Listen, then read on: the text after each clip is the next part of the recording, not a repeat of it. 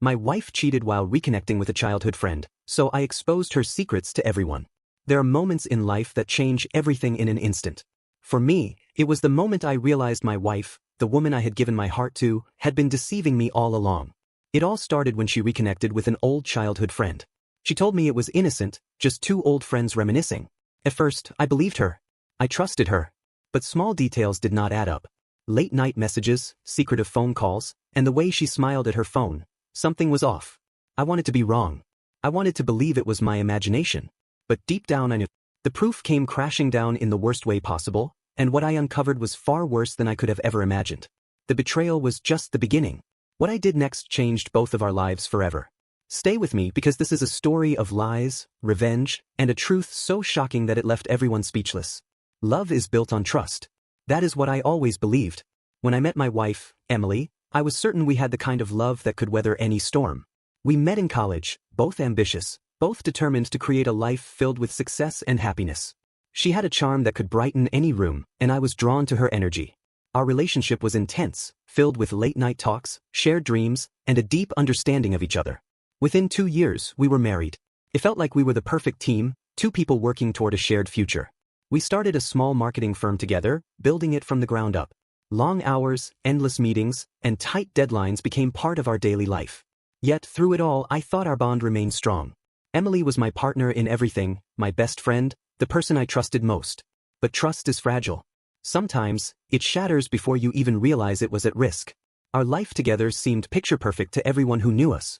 We had built a successful business, purchased our dream home, and even started talking about starting a family. Emily had always been outgoing, the kind of person who made friends effortlessly, while I was more reserved, preferring deep conversations over casual socializing. Despite our differences, we balanced each other out. But things started to change when Emily reconnected with an old childhood friend named Ryan. At first, it seemed innocent enough. She told me stories about how they grew up together, how they used to play in their neighborhood until the streetlights came on. She spoke about him with fondness, reminiscing about the past like it was a forgotten treasure. I did not think much of it. After all, everyone has a past, and I trusted my wife completely. Their communication began as occasional text messages, nothing out of the ordinary. But soon she was constantly on her phone, laughing at messages I was not a part of, stepping out of the room for private calls. She started spending more time, catching up with Ryan over coffee, over dinner, over hours that turned into whole evenings. I wanted to believe it was harmless. But deep down, something felt off. Emily had always been open with me, but now, there were small lies, little inconsistencies in her stories. She would say she was going to a business meeting, yet I would later hear from a mutual friend that she had been seen with Ryan at a new restaurant in town. She dismissed my concerns, saying I was being paranoid. But paranoia does not feel like a pit in your stomach that grows heavier by the day. As much as I tried to ignore it, the signs were there. I just had to open my eyes. Doubt had been gnawing at me for weeks, but I kept pushing it aside, convincing myself that Emily would never betray me. I wanted to believe that her connection with Ryan was nothing more than innocent nostalgia. After all, people from the past come and go, and reminiscing about childhood memories should not have been a threat to our marriage. But something felt different.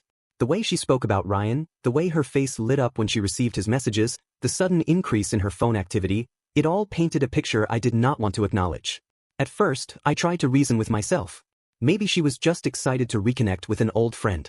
Maybe she had been feeling nostalgic, and I was overthinking. Then, the changes became more obvious.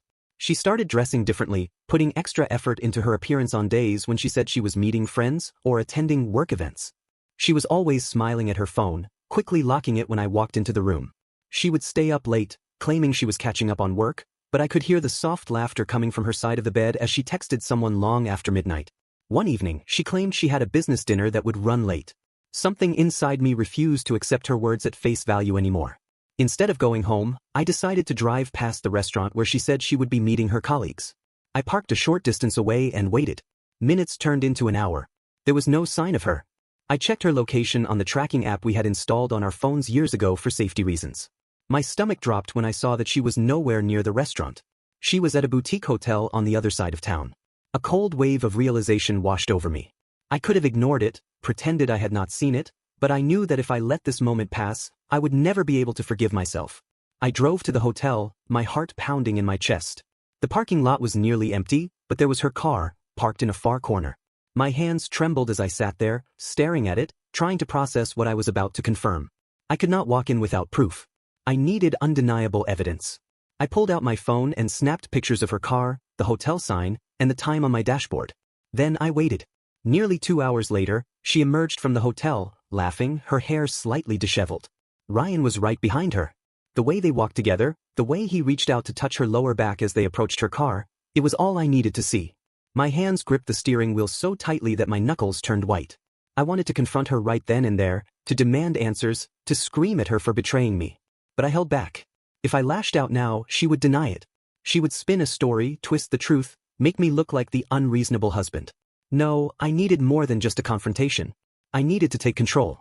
Instead of making my presence known, I drove away in silence, my mind already planning my next steps. I was not going to let her get away with this. The next day, I started digging deeper. If she had been careless enough to lie to me so openly, there had to be more proof. I checked our phone records, and there it was, hundreds of messages exchanged at all hours of the day and night. Calls that lasted for hours when I was not home. Then I searched through our shared laptop. Emily had never been particularly tech-savvy, and I knew she reused passwords. I tried a few combinations until one worked. What I found in her emails shattered me even further. There were messages back and forth between her and Ryan, filled with flirtation, inside jokes, and secret plans to meet whenever I was away. She had even sent him pictures of herself, dressed up, posing, smiling in ways she had not smiled at me in years. I kept scrolling, reading through every painful word. She had told him she wished they had ended up together. She had called our marriage comfortable but unexciting. She had told him that she felt alive again when she was with him. It was like a knife straight to the heart. But I did not let the pain consume me. Instead, I collected everything, screenshots of texts, emails, call logs, even the pictures she had sent him. I made copies and backed them up.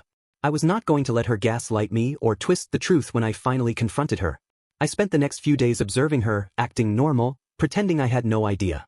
She kissed me goodbye in the mornings, thinking she had me fooled. She sent me casual texts during the day, as if she were still the loving wife she pretended to be. But inside, I was done. She had chosen to betray me. Now, I was going to make sure she faced the consequences. The moment of truth arrived on a quiet Sunday afternoon. Emily was in the kitchen, humming to herself as she prepared lunch. She had no idea that I had spent the entire week gathering undeniable proof of her betrayal. My heart pounded in my chest, but I kept my expression calm. I was not going to lose control. "Emily," I said, my voice steady, "we need to talk."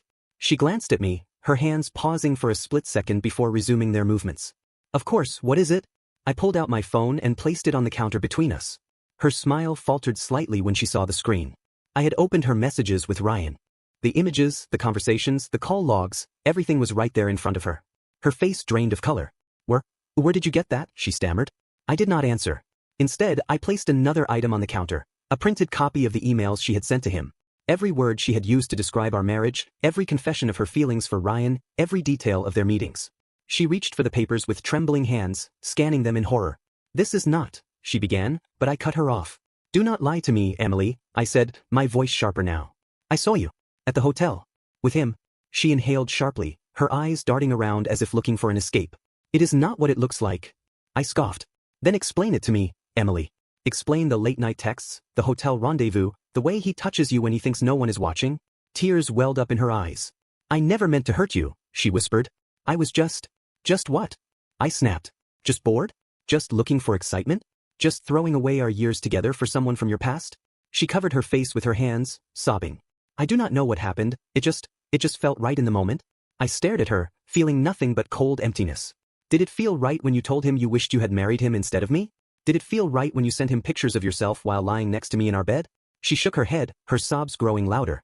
"I was confused." "Confused?" I interrupted, laughing bitterly. "You were not confused, Emily. You made a choice. Repeatedly. This was not a mistake. This was a decision." She collapsed into a chair, her body trembling. "Please," she whispered. "Do not do this. We can fix this. We can go to counseling." I leaned forward, my voice ice cold. "You think I am going to let you talk your way out of this? You think you can cry and beg and suddenly everything will go back to normal?" She reached out for my hand, but I pulled away. What are you going to do?" she asked, her voice barely above a whisper. I picked up my phone and scrolled through my files. "I already spoke to a lawyer," I said. "I have enough proof to ensure that when we divorce, you get nothing." Her eyes widened in shock. "What? No, you cannot do that." I smiled grimly. "Oh, but I can. And I will." I let the weight of my words sink in before continuing. "I have also prepared something else. You see, Emily, when you betray someone, you do not just hurt them, you destroy everything they built with you. I turned my laptop toward her and pressed play. A slideshow of their texts, emails, and images began playing, and she let out a strangled sob. What is this? This, I said, is what your family, your friends, and everyone who ever thought you were a faithful wife will see. Consider it the truth, served cold. She jumped up, knocking over a glass of water. No, you cannot show them. It will ruin everything. I crossed my arms. Exactly. Her panic turned into rage. You are doing this to punish me. I laughed. And what did you think you were doing when you snuck around behind my back? When you lied to my face every day? She collapsed again, sobbing uncontrollably. Please. I will do anything. Just do not ruin me. I exhaled slowly. It is not about revenge, Emily. It is about consequences. You made your choices. Now you live with them. The days following our confrontation were a whirlwind of chaos. Emily pleaded, bargained, and even tried to guilt-trip me into reconsidering. She went from sobbing apologies to furious outbursts, but I remained unmoved. The trust was shattered beyond repair, and nothing she said could piece it back together. I wasted no time putting my plans into action. The divorce papers were filed, and my lawyer assured me that with the evidence I had, Emily would walk away with nothing. No alimony, no share in our assets, just the shame of her own actions. She did not take it well. You are being cruel, she spat when she realized the weight of her mistakes. You are tearing our family apart. I met her gaze, unflinching. No, Emily. You did that when you chose to betray me. She cried that night. I heard her muffled sobs from the guest room, but I felt no sympathy. My mind was already focused on what came next, rebuilding my life without her. Word spread quickly. I had not even sent out the proof yet, but Emily's erratic behavior made people suspicious. She called her parents, hoping they would take her side, but they were horrified. How could you do this? Her mother's voice trembled over the phone. After everything he has done for you? Even her closest friends turned away. The ones she thought would comfort her were disgusted. You threw away a good man for what? A fling, one of them messaged her. I cannot even look at you right now. Ryan, the so-called childhood friend she risked everything for, quickly revealed his true colors. When he heard about the divorce and how she was losing everything, he vanished. No more late-night texts, no promises of love. Just silence. She tried reaching out to him, but he blocked her. The realization hit her hard. She had destroyed her marriage for a man who did not even want her. Then I sent out the proof. Emails. Screenshots. Photos of her sneaking around. I did not even need to add a single word. The evidence spoke for itself. The reactions were immediate. Friends who had once admired our marriage were in shock. My family, who had welcomed her like their own, felt betrayed. Even acquaintances reached out, expressing disbelief at how she had thrown everything away. Her job, too, became a casualty of her actions. She had built a reputation as a responsible, professional woman, but the scandal tarnished it. The whispers in the office grew louder, and soon, she found herself forced to resign. She showed up at my doorstep one evening, looking like a shadow of the woman she once was. Please, she whispered. Can we talk? I leaned against the doorframe, arms crossed. There is nothing left to say. Tears streamed down her face.